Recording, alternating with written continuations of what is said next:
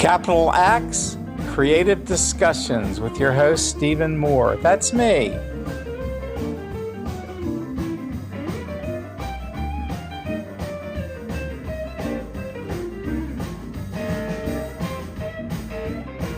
And thank you to Mark and the boys. And the opening band, CJ's band, boy, they were something else. They were some good stuff. So Mark was talking about playing with Muddy Waters, which is always a lot of fun. And I was lucky enough to go meet Muddy backstage at the cellar door because of Mark. And Jimmy Thackeray and Jan and Pete, they let me go backstage. So we're gonna do some Muddy Waters.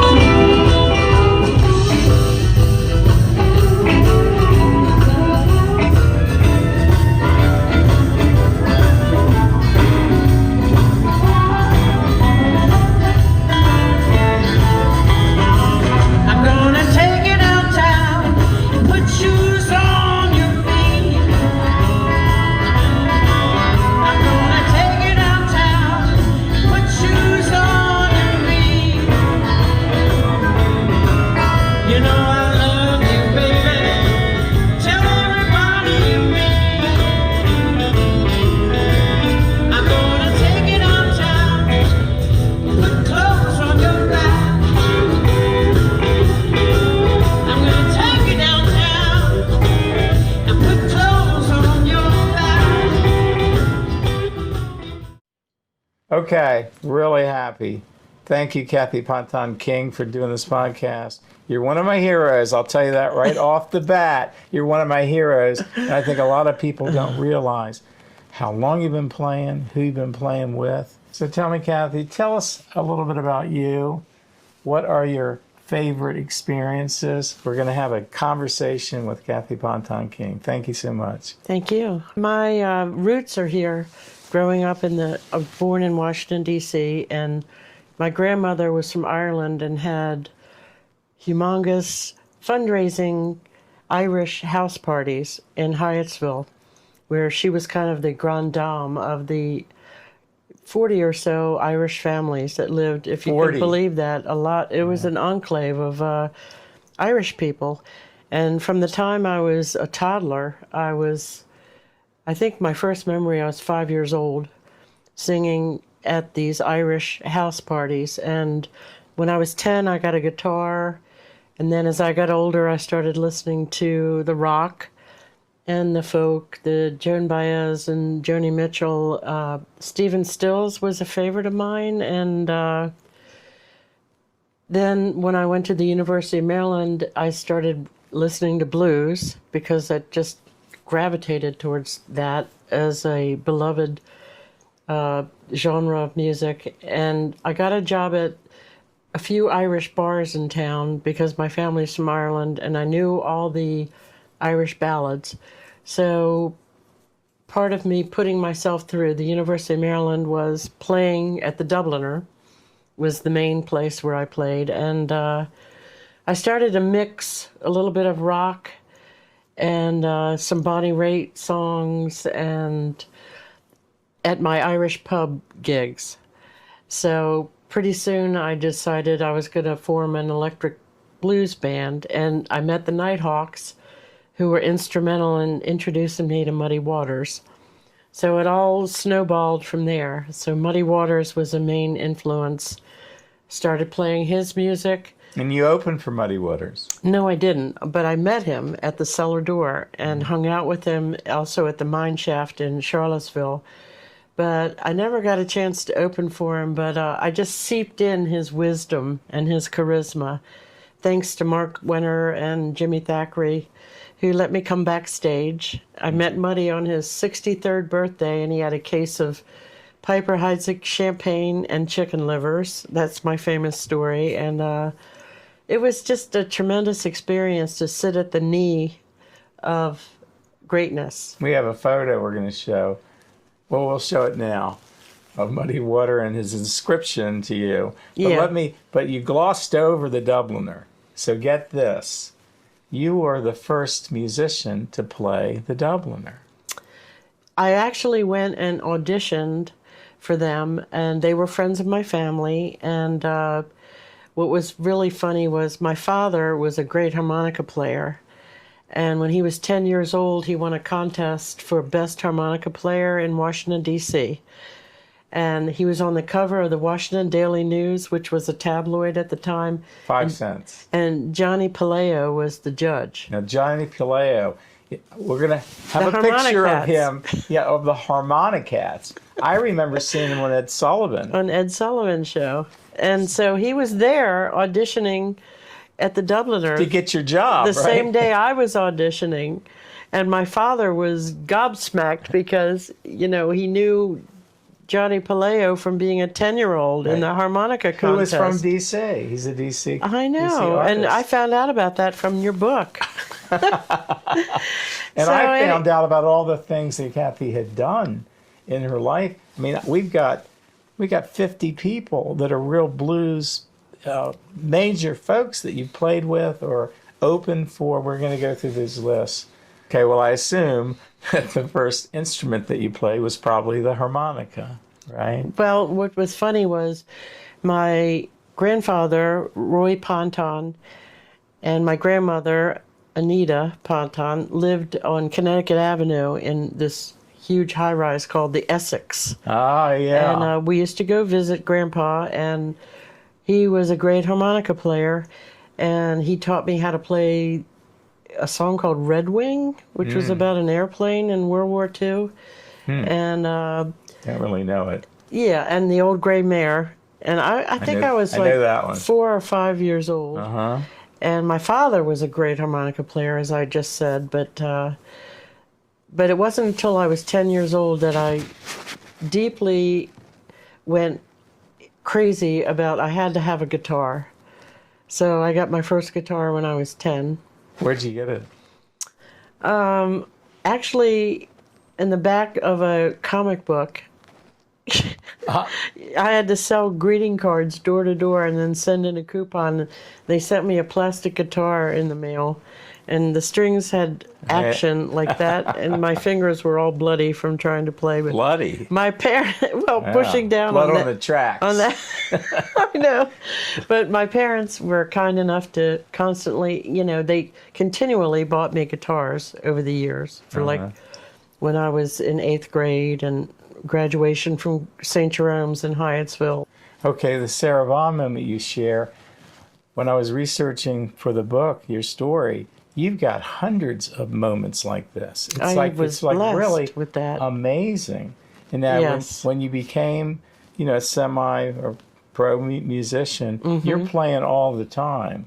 I mean, how many gigs do you think you were doing in a year? Well, my first band I said 1980, but a friend of mine, Bruce Ewan, corrected me. He goes, Cathy, I remember you in 79. So basically, I made the break from the Irish folk music scene to the electric blues. And I started writing immediately because I found out that I had a knack for it and a desire to do it. And so I guess 1980 until now. I'm still actively playing. Yeah, these days I see at Diddles a lot. I see a lot of Yeah, places. Diddles is but great. You're playing with a lot of great people, a lot of musicians. Bill Starr, Bob Berbrick. It's amazing. Andy Rutherford. Yeah. Right. When you started writing music and writing songs, did you ever look into what is the craft of songwriting? Did you have any kind of formal ideas about how to write a song, or did you just do it? I basically just soaked in the people that I admired, and I think one of my first epiphany moments was hanging around with Muddy Waters at the cellar door, because he had a certain he changed the molecules in the air or something. I don't know how to describe it. It was That's pretty good. seeing him in that small environment, and it was just such a moving and profound experience to hear him play. Bob Margolin was instrumental in bringing me in to witness all that, and not only that, but drink champagne with him in the dressing room. But and also was deeply moved. Me and my college roommates talk about Adele Abrams. Del Abrams in College Park. Yeah, we Yeah. were in the University of Maryland, but she came from New Jersey and was my roommate, and I was a townie from Hyattsville, but she had like 400 albums when she came to our little apartment in College Park. Knox Road. Knox Box, Right, right? they called the Knox Box. I actually lived in the Knox Box I know. with some people, including Patty Johnson Cooper. And that was, we knew the Knox Road crew. So Bonnie Raitt was like one of my big influences back when I was in college. And I think we wore out every Bonnie Raitt record that we had, me and my other, the college roommate scene. To skip a bit, you were a journalism major at Right. Maryland, right? And you went into news. You played, Right. did you work for ABC News? Yes, I did. Well- A lot of my friends from the campus radio station, WMUC, had a direct line. They went to work for ABC as editors. And so I kind of had an in with them. It's always who you know, Right. in the news business. So I got a job and I worked for ABC for maybe 3 or 4 years. Who are some of the people you interviewed at ABC? Well, I was a lowly desk assistant. So all I did was like deliver wire copy to the famous radio stars. I see. And I did concurrently have a job as news director at WLMD. Oh, that's Which right. was a That's little- where you interview people. Yes, I had a radio show called 90 Seconds, which was a takeoff on 60 Minutes, but So it was so much fun. There was a DJ on the air named Steve Mazurowski. He went by the name of Steve Allen. But I would go out and interview all these famous people like Joan Baez, Gloria Steinem, Julia Childs, Chris Everett Lloyd.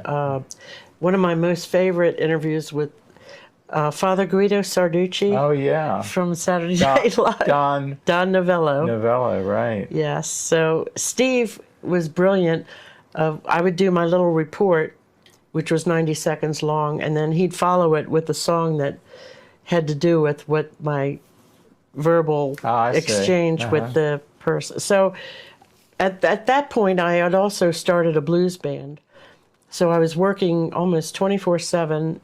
Sometimes at ABC News, I would get finished with my gig with my blues band and then go to ABC News at 2:30 in the morning and knock on the door, and the night watchman would let me in, and I'd slept on the editor's couch for like 3 hours before my 7 a.m. shift started. And it was great. I mean, I had the energy and I had the drive, and I loved news. I loved the blues. But finally I said I have to let one of them go. So I chose music. So that was kind of a bold move. It was. Because if you give up your day job. And yeah, my parents thought I was crazy. Yeah. So Because I got my degree, and then I was working for a and you're network, and then blowing I it just on being a musician. I know, and that was a gypsy lifestyle too. Wow. Okay, I'm just going to ask about people that I think you played with and knew.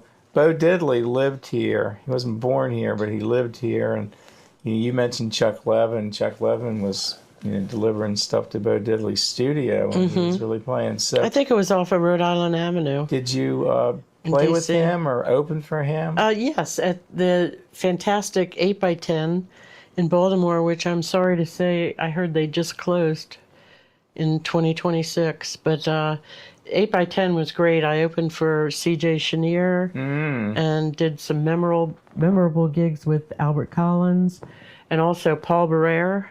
Wow. I got to play with him from Little Feat. That's Little Feat. Yeah, the Catfish Hodge chicken legs. But Bo Diddley was awesome. The 8x10 moved from the original location to a new one. So I got to play the grand opening of the new one, opening for Bo Diddley. And he had a really bad sciatica pain. And for some reason, the dressing room, I don't know why clubs do this. I guess they can't help it. But they have these stairwells that go like this up to the dressing room. And he couldn't walk upstairs, and they had a lavish spread of food for opening night for the band. And poor Bo Diddley was sitting in the stairwell next to the fire alarm exit door, and he was sitting all by himself. And so I have a picture of the two of us, but anyway, so I was like, "You're Bo Diddley, It's you his know, you're party. sitting here by yourself, you know." And so I got to sit at the foot of the master again, and then I went upstairs and brought him some of the buffet, and it was like we were fast friends after that. But he died not too long after that. But I have some really awesome pictures from Larry Benishevitz, who was really awesome, one of the founders of the Baltimore Blues Society. Who was able to capture me sitting on his lap, which Oh, is good. And we got that. which is epic. But yeah, you know, I was blessed by, you know, hanging out backstage with Muddy and Albert Collins. Albert King invited me to sing with him on stage, and it was an awesome time for me to start singing blues. And who knew that I was going to be able to actually touch the hands of the greats who invented the music, you know, and the modern electric blues, not the Robert Johnson progenitors of the genre of music, but I'm talking about Yeah, the real deal. the Albert King and Albert Collins and that whole Gatemouth Brown, all those people, you know, I was very fortunate. And I have to pay a compliment because you play now. I see if Frank Diedel's got a number of great people to play with you, and it's always great to go and see you now. And you are, to me, and this is like a gushing fan of hers, when she plays, she's the authentic blues woman. She's really singing the blues. It's not a tribute to the blues. It's somebody that's like, wow. And then the more I get to know you, the more it's like being with somebody that has really been with the history, helped make the history. Now, and the songwriting, tell me about how many albums have you done and CDs? And 4 and right the now. very cool people that have played with you. Yeah.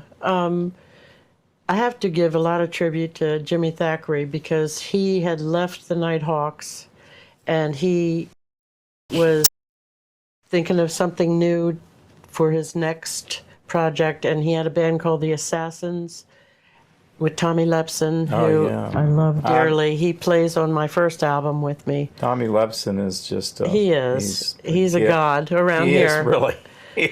You know, his voice is just like it could just melt you. It could melt a brick wall. But so Jimmy Thackeray and Ronnie Earl, and one of the people I'm the most proud of is this awesome bass player named Butch Warren. Mm-hmm.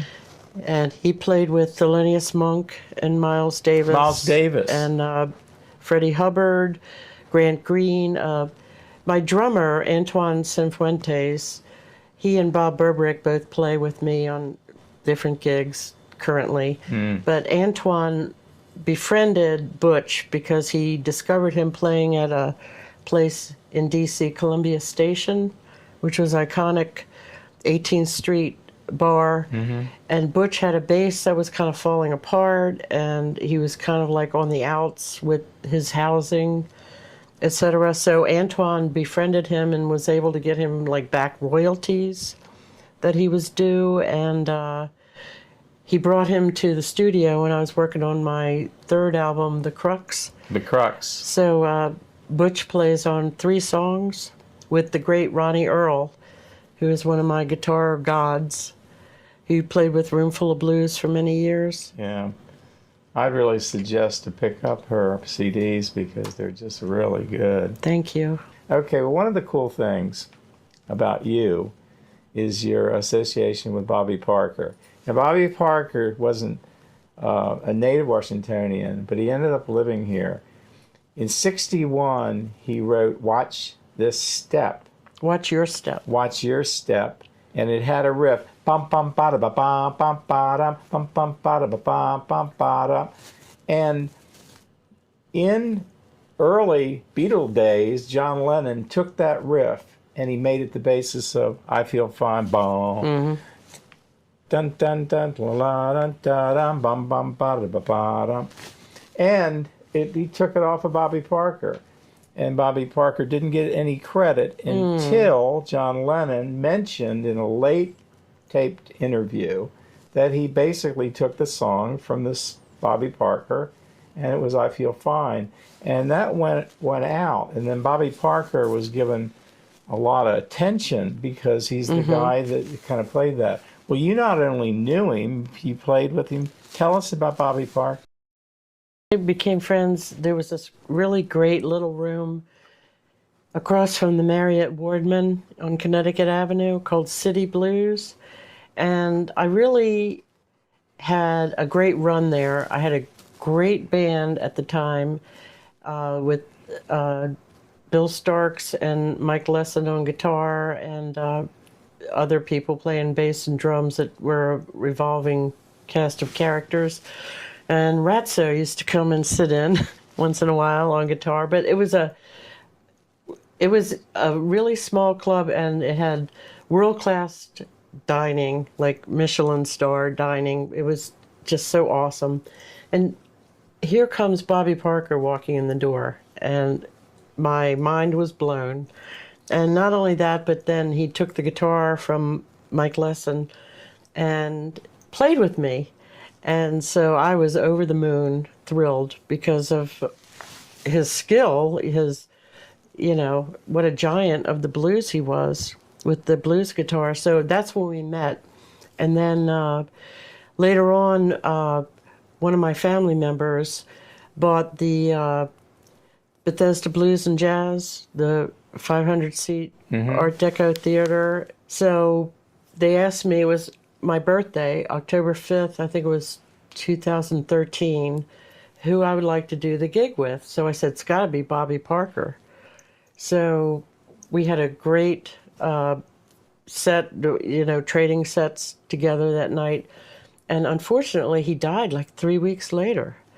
So it was just a wonderful night. And he and I used to speak on the phone. I would call him, and like an hour and a half would go by.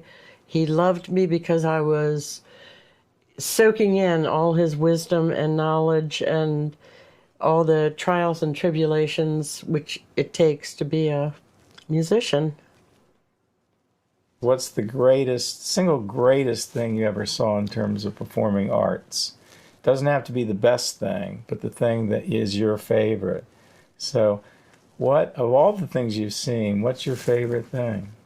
Well, it's hard to top, being in the cellar door in a small crowd, hearing Muddy Waters, like a religious experience with his soul and his spirit emanating, and how brilliant that was. But I'm very, very fortunate to live near this beautiful arts pavilion, Wolf Trap, at the Feline Center.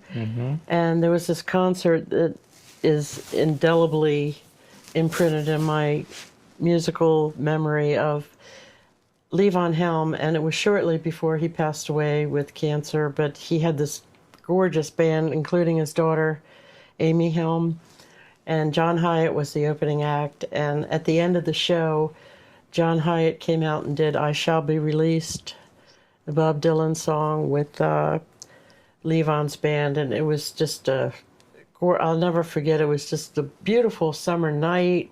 There was this breeze coming over the pavilion, sitting, and it was just a transcendent experience, just beautiful with the two of them. And the band, of course, everybody knows about how they put out such a meaningful catalog of music, but that was a beautiful That's moment. your favorite?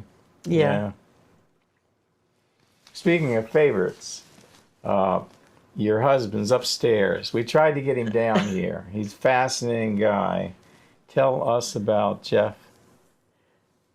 Jeff recorded my first, actually, I made a 45, if you can believe that, from kids. There used to be this thing called a 45. Yeah, I don't go back that far. Yeah. But Bob Margolin, after Muddy died, my band was backing him up on, not many, but just a couple of gigs.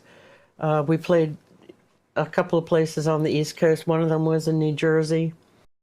And we did a little bit of traveling together. And I told Bob that I wanted to record. He goes, "Oh, you should try this guy Jeff King. He's really good. He's got a good ear, and he's in Falls Church."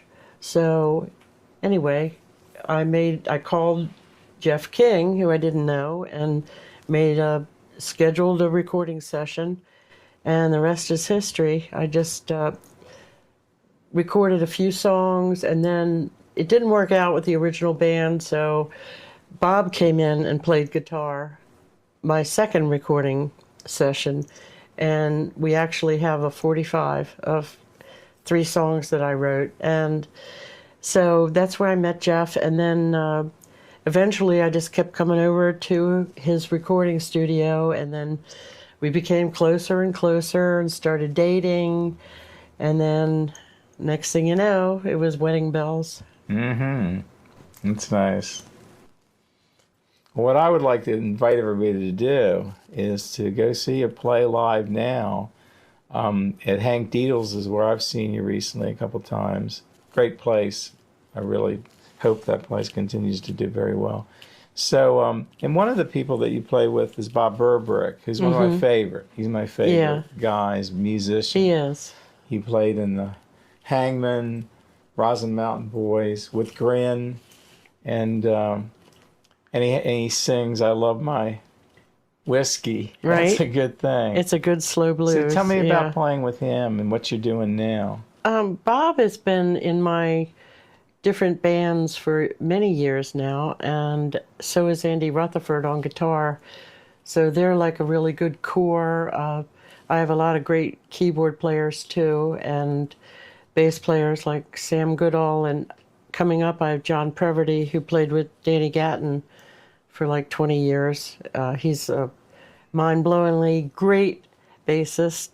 So Diddles is a great community of musicians, and I'm lucky to have Bob play with me, and he's also on a bunch of my CDs, and I'm currently working on a project that Jeff and I have decided to do a record of both of our original songs. And he's a great songwriter, and my original songs and Jeff's original songs, and we're just now starting to put it together, and Bob's going to be a part of that. Bob Berbrick's going to drum? Yeah, Bob Berbrick, and he's just so amazing, and we just are very tight, as friends, with him and his wife, Martha Hull, who is a fantastic singer in her own right. Great history, yeah. Yeah.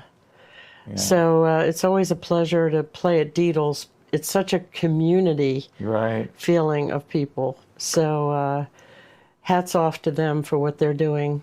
Yeah, it's also great that last time I saw you at Diddles, I saw John Kelly. He came, and another friend of mine, Johnny Holiday. I think Ronnie Newmeyer was bartending. Yeah, he's one of the members of the. I don't know if they're owners or the people that run it, but yeah, and Gina Coco. Right. And Tom Bose, who's a great drummer. He actually played drums with me back when he first came to the D.C. area in the 80s. And Gina does the sound when I go, and she just joined Airport 77 with...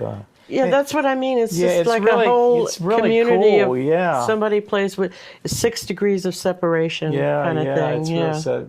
Well, you mentioned you were in the news business for a while, and you gave up the news business to be a musician.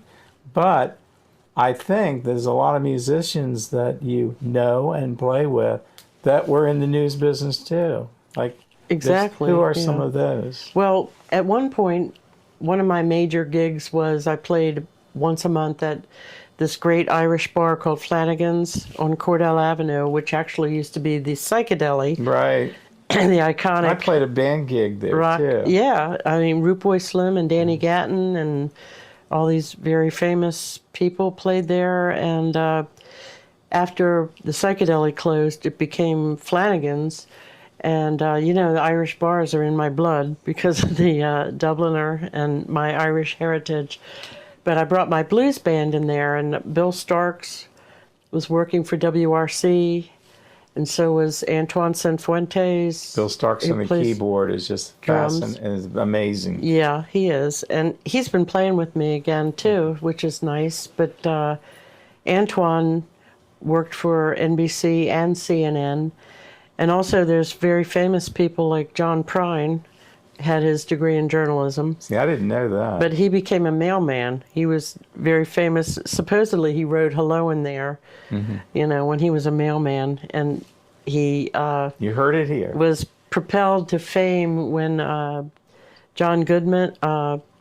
Steve Goodman, who wrote City of New Orleans, came to hear him and started bringing in record company people to hear the undiscovered John Prine. And so there is a connection between journalism and songwriting, and a lot of people I know that are journalists, like my bass player Sam Goodall was a production director at CBS News, and Bill Starks also worked for CBS. So there's a lot of people involved in broadcast journalism. All my friends from WMUC, my college station, a bunch of them all had an Irish band. So a lot of musicians are journalists and want to play music. Yeah. So there's a lot of them. Yeah. Well, one of our favorites is Danny Gatton, and you had some experiences with him, or you talked with him. Tell us about your. Well, when I did my radio show at WLMD, I interviewed him once because That's an early interview for him, right? Yeah, he and his guitar tech created this crazy attachment that was an effects sound modification, and he called it my magic dingus box. Right. So that was the whole gist of the interview. But later on, I got to actually open for him quite a few times, and one of the most memorable was there was a club in Ocean City called Nick Idoni's House of Ribs, and Danny Gatton was his favorite band, and he loved my band. So I played 3 days, Wow. day and night, day and night, day and night over New Year's. And a lot of people came and stayed at the Econo Lodge next door. And it was totally amazing. John Preverty was there, and Billy, his singer, and Danny and Bill Holloman, who was a sax and piano player, and Nick Idoni owned this restaurant and put us all up in a hotel, and it was 3 days and 3 nights opening for Danny Gatton. Wow. And it was just amazing. And he had just played lead guitar on a record with a young girl singer who I knew. And so I had played one of my songs called Why So Serious About So Much Fun. And he pulled me over and he said, "That's a damn good rockabilly song that you wrote. I really like that." That's and amazing. So I was very flattered. Yeah. And so Can you imagine? I told him, I said, I was teasing him, and I said, "How come you played with every girl singer in town but me?" And so he kind of smiled. And then later on, at the very end of the gig, the last gig, he was sitting at a table by himself, and I walked into the room where the band was playing, and he was just watching them play.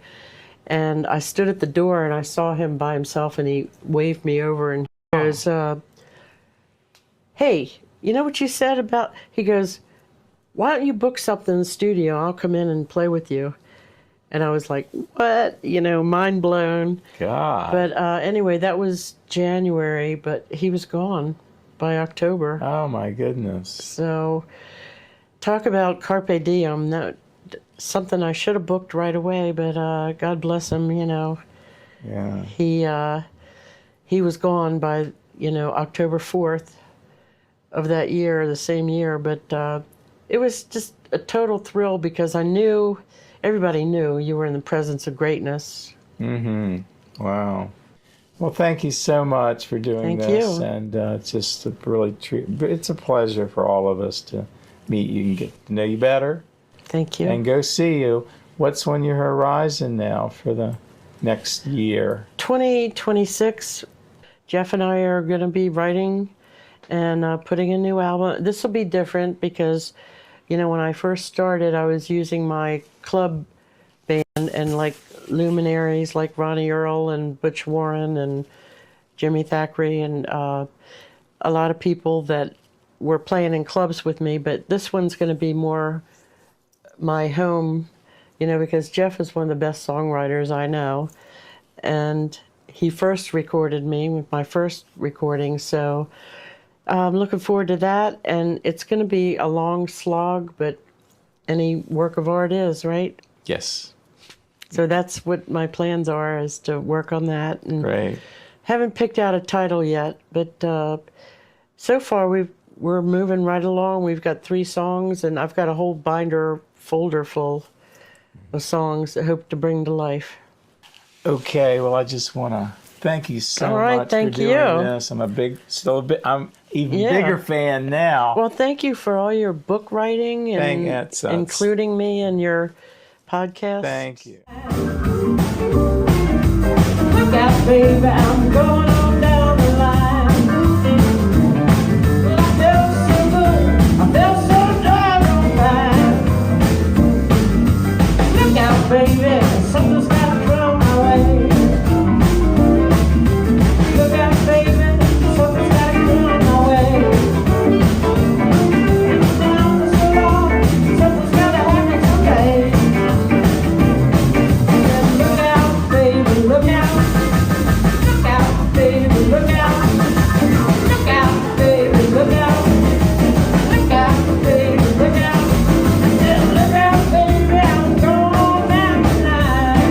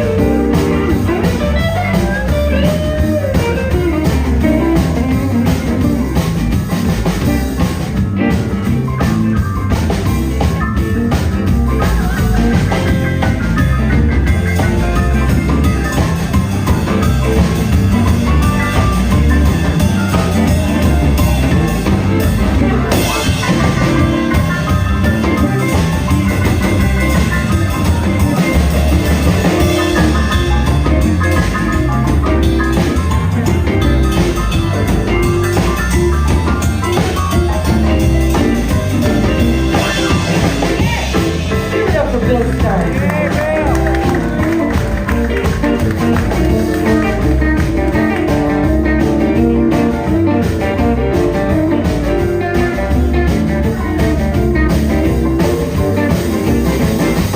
Look out, baby, I'm going on down the line. Look out, baby, I'm going on down the line. But I felt so good, felt so doggone fine. Look out, baby, something's gonna come my way. Look out, baby, something's gonna come my way. Look out, baby, something's gonna happen someday.